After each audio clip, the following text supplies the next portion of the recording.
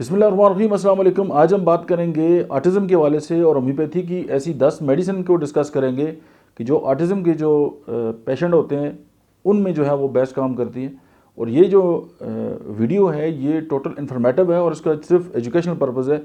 ये self medication के हम खिलाफ हैं। हम उस पर बात भी करेंगे कि अगर आप खुद इन मेडिसिन को इस्तेमाल करेंगे एज अ पेशेंट या अपने बच्चों को देंगे तो ये बात ठीक जो है वो नहीं है। सबसे पहले हम ये देखते हैं कि ऑटिज़म जो है बेसिकली क्या है। ऑटिज़म चूँकि एक न्यूरो डेवलपमेंटल डिसऑर्डर है और होम्योपैथी यहाँ पे बहुत इफ़ेक्टिवली जो है वो काम करती है, लेकिन उसमें जो ख़ास एक बात है वो ये है कि होम्योपैथी जो है वो हाईली इंडिविजुअलाइज्ड अप्रोच के साथ जो काम करती है, क्योंकि हर इंसान दूसरे से मुख्तलिफ है। और होम्योपैथी जो है इसकी जो फ़िलासफ़ी है, इसका जो कोर है वो ये है कि हर इंसान जो है उसकी कॉन्स्टिट्यूशन के मुताबिक, उसके सिम्टम्स के मुताबिक, उसकी जो स्पेसिफिक सिम्टम है उनके मुताबिक और उसकी जो मेंटल और इमोशनल स्टेट है उसके मुताबिक जो है उसको मेडिसिन देंगे तभी काम करेगी। और ये काम जो है वो एक प्रोफेशनल होम्योपैथी कर सकता है।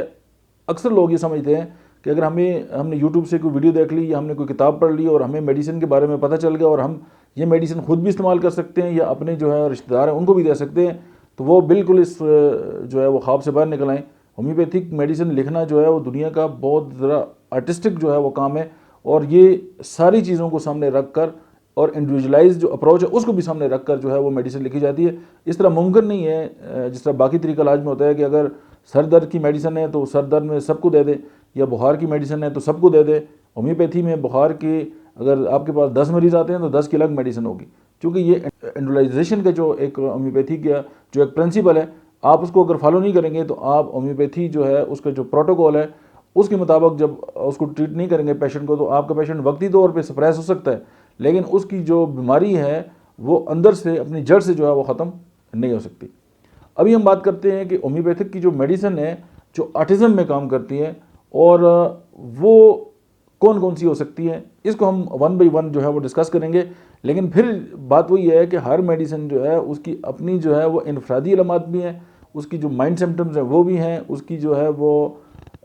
कमी बेशी जो उसके सिम्टम्स हैं उनमें भी आती है। इन सब बातों को सामने रख कर और स्पेशली जो पेशेंट का कॉन्स्टिट्यूशन है उसको रख के अगर हम एड्रेस करेंगे तो हम ऑटिज़म के जो बच्चे हैं, ऑटिज़म के जो पेशेंट हैं, उनकी हम बहुत ज़्यादा हेल्प कर सकते हैं।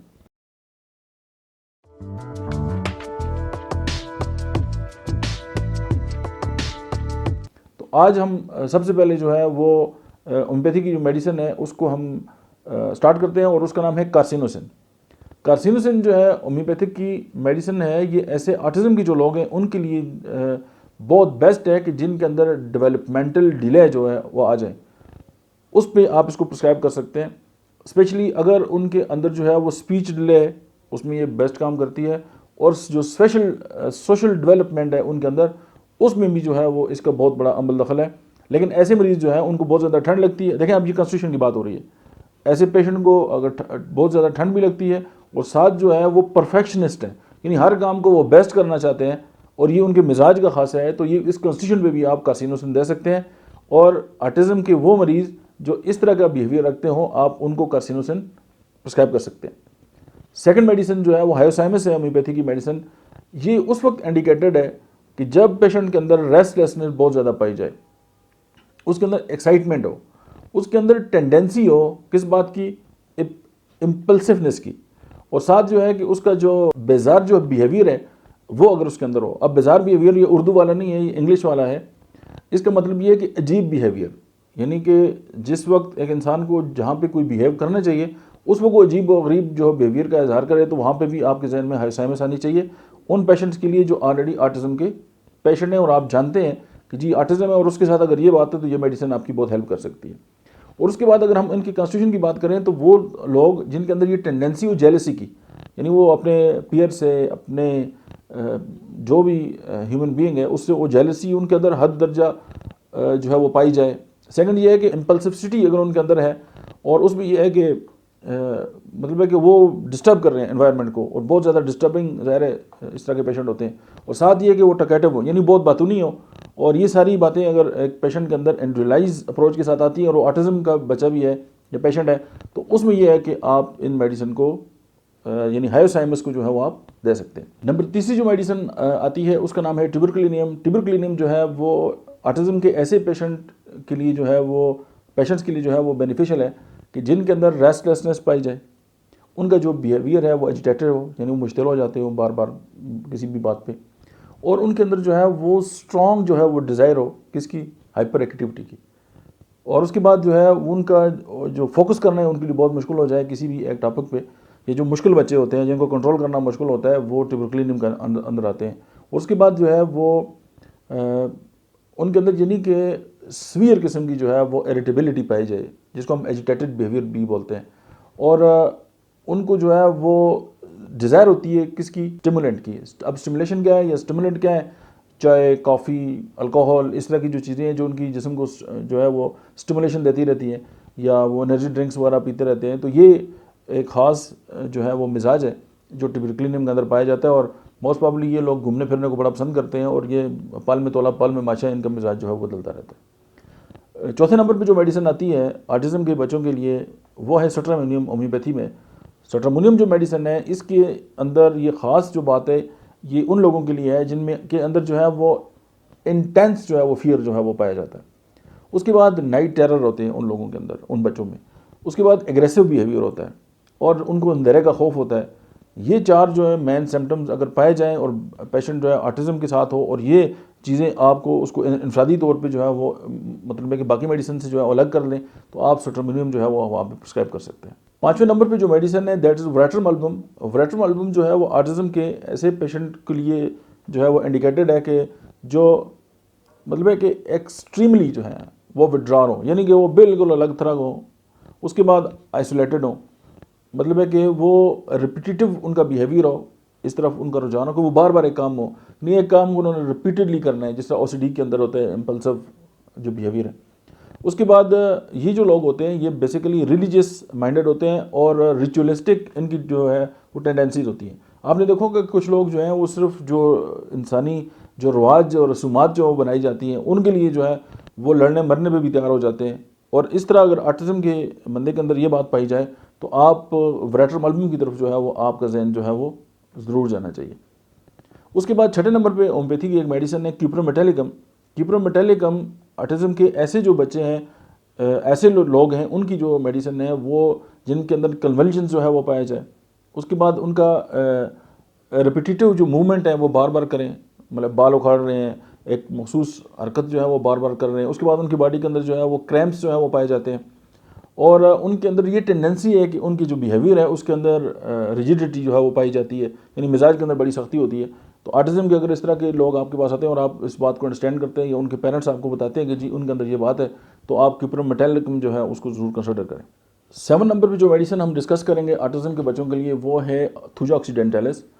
تھوجا آکسیڈینٹیلس آٹزم کے ایسے جو پیشنٹ ہیں ان کی میڈیسن ہے جن کی ہسٹری کے اندر جو ہے وہ ویکسینیشن ہو. ویکسینیشن کوئی بھی ہو، جس طرح عام میڈیسن کے سائیڈ افیکٹ ہوتے ہیں اسی طرح ویکسینیشن کے بھی سائیڈ افیکٹ ہیں، اور ان کے اندر جو ہے وہ آگے چل کے آٹزم جو ہے یہ بات ثابت ہو چکی ہے کہ اس طرح کے بچوں میں یہ بات آتی ہے. اگر ویکسینیشن کی ہسٹری ہے پائی جاتی ہے تو پھر آپ کا ذہن جو ہے وہ تھوجا آکسیڈینٹیلس کی طرف جانا چاہیے، کیونکہ تھوجا ایسی ہومیوپیتھی میں بہت ساری میڈیسن ہیں جو باڈی کو ڈیٹاکسیفائی کرتی ہیں اور جو ویکسینیشن کی جو سائیڈ افیکٹ ہیں ان کو جو ہے وہ کور کرتی ہیں. اس کے بعد سیکنڈ نمبر پہ اس کی جو ایک سمٹم آتا ہے تھوجا آکسیڈینٹیلس کا وہ یہ ہے کہ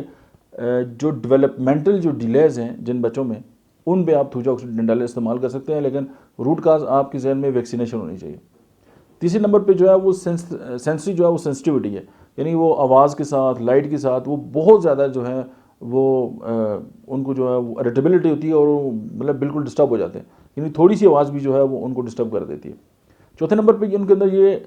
جو ہے وہ ٹینڈنسی ہوتی ہے کہ ان کی جو مطلب جو آئیڈیاز ہیں یا آبجیکٹس ہیں ان کے اندر ان کا ایک فکس ایک آئیڈیا ہوتا ہے کہ وہ اس کو جو ہے وہ آپ تبدیل نہیں کر سکتے. تو اس طرح کے جو لوگ ہیں وہ تھوجا آکسیڈینٹیلس کے اندر آتے ہیں. تو یہ میڈیسن اس وقت کام کرتی ہے اگر آٹزم اور ساتھ اس کی 4-5 جو ہے وہ مین کریکٹرسٹکس جو ہے وہ پائے جائیں. 8ویں نمبر پہ جو میڈیسن ہے دیٹ از لائکوپوڈیم. ہومیوپیتھی کی شور آف حق میڈیسن ہے لائکوپوڈیم. یہ آٹزم کے ان پیشنٹس کے لیے جو ہے وہ استعمال کر دی جاتی ہیں کہ جن کے ساتھ جو پرفیکشنسٹ ہوں، جس طرح کارسینوسن کے اندر پیشنٹ پرفیکشنسٹ ہوتا ہے اسی طرح ارسینک میں ہوتا ہے اور تھوجا آکسیڈینٹیلس لائکوپوڈیم میں جو ہے وہ ہوتا ہے. اس کے بعد یہ ڈیفیکلٹ ہوتے ہیں، یہ کوئی فیصلہ نہیں کر سکتے، یعنی وہ بندہ جو فیصلہ کرنے میں جس کو دشواری ہو اور اس میں آپ لائکوپوڈیم جو ہے وہ آپ پرسکرائب کر سکتے ہیں، لیکن آٹزم کے ساتھ اس کی یہ ہسٹری ملتی ہو۔ اس کے بعد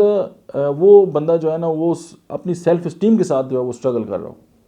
کچھ لوگ ہوتے ہیں کہ وہ زندگی میں انہوں نے کچھ مقام حاصل نہیں کیا ہوتا اور وہ ساری زندگی اپنا نام کمانے کے چکر میں، تو اس کے پیچھے بھی کوئی نہ کوئی تو بیک گراؤنڈ ہوتا ہے کہ ایک بندہ جو ہے وہ صرف معاشرے کے اندر عزت حاصل کرنے کے لیے کام کیوں کر رہا ہے۔ ظاہر ہے اس کے اندر کوئی نہ کوئی، اس کی بیہیویئر کے اندر کوئی نہ کوئی کمی ایسی رہ گئی ہے کہ جو اس کو ڈسٹرب کر رہی ہے، یہ خود توقیری یا سیلف اسٹیم جو ہے، جس کو اپنی ذات کی جو عزت ہے وہ حاصل کرنے کے لیے وہ ہمیشہ اسٹرگل میں لگا رہتا ہے۔ اس کی وجہ سے بھی اس کے مائنڈ کے اندر بہت سارے معاملات جو ہیں وہ آ جاتے ہیں، اور ایسے لوگ جو ہیں وہ ہمیشہ ڈائجسٹو جو ایشوز ہیں ان کو رہیں گے۔ اور آٹزم پلس یہ 4 سمپٹمز لائکوپوڈیم، یہ آپ کے ذہن میں آ جانی چاہیے۔ 9ویں نمبر پہ ایک ہومیوپیتھی کی میڈیسن ہے، دیٹ از بیٹا کارب یا بیریم کارب بھی اس کو بولتے ہیں۔ یہ جو میڈیسن ہے یہ ان بچوں کے لیے ہے کہ جو انٹلیکچولی جو ہیں وہ ڈیلے ہوں،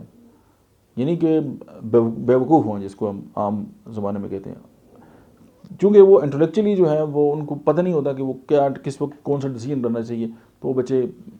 کنفیوز ہوتے ہیں۔ سیکنڈلی یہ ہے کہ وہ سوشلی امیچور ہوتے ہیں، یعنی کہ وہ بچگانہ حرکت کوئی کر دیں گے۔ بڑے لوگوں کے اندر بھی یہ بات ہے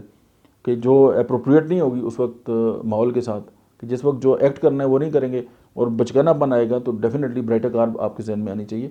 چونکہ بیریم کارب ایک اس طرح کی ایک معدنیات ہے جو زمین سے نکلتی ہے، اس کی کمی جو ہے ہمارا مائنڈ جو ہے اس کو جو ہے وہ ڈیلے کی طرف لے کے جاتی ہے۔ تو جب ہومیوپیتھی کے لیے یہ دیتے ہیں تو اس کو جو ہے وہ بیریم کارب جو ہے اس کی کمی کو پورا کرتی ہے۔ اچھا، اینکشیس ہوتے ہیں، یہ ہمیشہ فکر مند رہیں گے، ان کو تشویش ہوگی ہر وقت۔ اگر آٹزم کا بندہ ہے اور اس کے ساتھ تشویش بھی پائی جاتی ہے اور باقی سمپٹمز بھی ہے، اور ساتھ اس کو جو ہے وہ جو اجنبی لوگ ہیں ان کا خوف ہے، یعنی فیئر آف اسٹرینجرز ہے، تو آپ برائٹا کارب کو ضرور کنسیڈر کریں۔ نمبر 10 پہ ہم جو آٹزم کے لیے ہومیوپیتھی کی جو میڈیسن ڈسکس کریں گے اس کا نام ہے کلکیریا کارب۔ کلکیریا کارب جو ہے وہ آٹزم کے ایسے جو پیشنٹ ہیں ان کی میڈیسن ہوتی ہے کہ جن کو کنسنٹریٹ کرنا جن کے لیے بہت زیادہ مشکل ہوتا ہے۔ سیکنڈلی یہ ان لوگوں کی میڈیسن ہوتی ہے کہ جو اگر سٹریس ہوں یا اینکشیس ہوں، یعنی فکر مند ہوں یا ان کے اوپر جو ہے وہ دباؤ ہو، تو پھر تو وہ کنسنٹریٹ کر ہی نہیں سکتے، یعنی کہ وہ جو تھوڑا بہت کنسنٹریشن ہوتی ہے وہ بھی ختم ہو جاتی ہے۔ اس کے بعد یہ جو میڈیسن ہے یہ اس کی جو پیشنٹ ہوتے ہیں وہ آلریڈی ان کو ہمیشہ جو ہے وہ میٹابولزم کے جو ایشوز رہتے ہیں اور ساتھ وہ اوور ویٹ ہوتے ہیں، تو یہ ایک خاص جو سمٹم ہے۔ ایون آپ بچوں میں بھی دیکھ لیں کہ وہ اوور ویٹ ہوتے ہیں، اگر ان کو تھائرائڈ کا ایشو نہیں ہے اور اس کے ساتھ اگر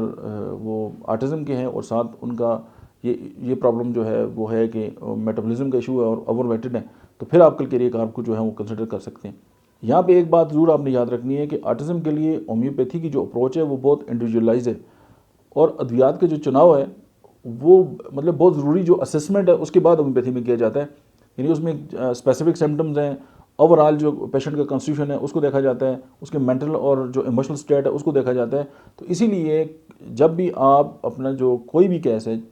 اس میں لیے جب آپ ہومیوپیتھ ڈاکٹر سے جو مشورہ کریں تو وہ پروفیشنل ہومیوپیتھ ہو، اس سے مشورہ کرنا بے حد ضروری ہے، ورنہ کوئی بھی ویڈیو دیکھ کے خود جو ہے وہ میڈیسن جو ہے وہ پرسکرائب کر لینا اپنے بچوں کے لیے، یا ٹائم بچانا یا تھوڑی سی کنسلٹیشن فی بچانے کے لیے کہ جی میں خود ہی یہ کر لوں گا، تو یہ اپنی غلط فہمی آپ بالکل دور کر لیں۔ چونکہ میرا کام آپ کو ایجوکیٹ کرنا ہے، آپ اپنے قریب ترین کسی ہومیوپیتھ ڈاکٹر سے آپ کنسلٹ کریں، تاکہ اگر اس طرح کے ایشوز پائے جاتے ہیں، چونکہ آٹزم جو ہے وہ آج کل بہت زیادہ ہے اور اس کی بہت ساری کازز ہیں، وہ انوائرمنٹل بھی ہیں اور وہ جینیٹیکل بھی ہیں، اور چونکہ ہمارے بچے ہیں، ہمارا یہ مستقبل ہے، اور یہ ویڈیو بنانے کا مقصد صرف آپ کو ایجوکیٹ کرنا ہے اور آپ کو ایک بات سمجھانا ہے کہ آپ نے کس طرح جو ہے وہ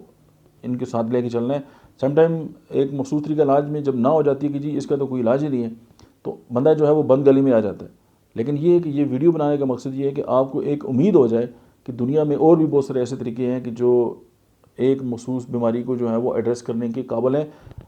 اگر وہ 100% نہیں بھی کر سکتے لیکن وہ اتنا ضرور کر سکتے ہیں کہ ایک بچہ جو ہے اس کے بہت سارے جو ایشوز ہیں وہ ایڈریس ہو سکیں اور وہ اپنی نارمل جو لائف ہے وہ اس کو گزار سکے۔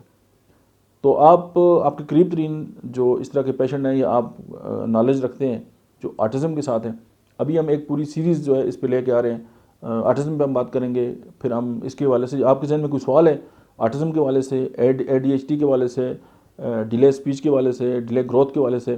تو آپ ہم سے ضرور پوچھیں، ہم آپ کے سوالات کے جواب بھی دیں گے اور مکمل اس پہ ایک ویڈیوز بنائیں گے تاکہ ہم آپ کو امپاور کریں کہ آپ اپنے بچوں کو دیکھ بھال بھی کر سکیں، اور آپ جو ہے وہ ان کو اس بات پہ رحم و کرم پہ نہ چھوڑ دیں کہ جی ان کا کوئی اب علاج نہیں ہے یا ہم ان کی جو سمٹمز ہیں ان کو ایڈریس نہیں کر سکتے، اور ہم ان کو ویسے چھوڑ دیں. اور ظاہر ہے اگر وہ ایک بچہ بھی جو ہے اگر یہ ویڈیو آپ نے سنی اور آپ نے اس کو آپ ہومیوپیتھک طریقہ علاج کی طرف آ گئے اور اس کے اندر جو ہے وہ بہتری آ گئی تو ہم یہ سمجھیں گے کہ ہماری جو کاوش ہے یہ پوری ہو گئی. میرا نام ڈاکٹر احمد اعجاز ہے اور میں پچھلے 25 سال سے جو ہے وہ ہومیوپیتھک پریکٹس کر رہا ہوں. میں سائیکالوجسٹ بھی ہوں اور ہم یہ ویڈیوز اس لیے بناتے ہیں کہ تاکہ آپ کے اندر اویئرنیس آئے اور آپ ہومیوپیتھک طریقہ علاج کی طرف بھی آئیں اور ہولسٹک اپروچ کے ساتھ. ہولسٹک اپروچ کا مطلب ہے کہ پوری باڈی کو سامنے رکھ کے ہومیوپیتھی جو ہے جب چیزوں کو ایڈریس کرتی ہے تو سم ٹائم جو ہے وہ 20 سال 25 سال بیماریاں جو ہیں اللہ ان سے بھی شفا دے دیتا ہے. آپ کو بہت بہت شکریہ. Thank you very much.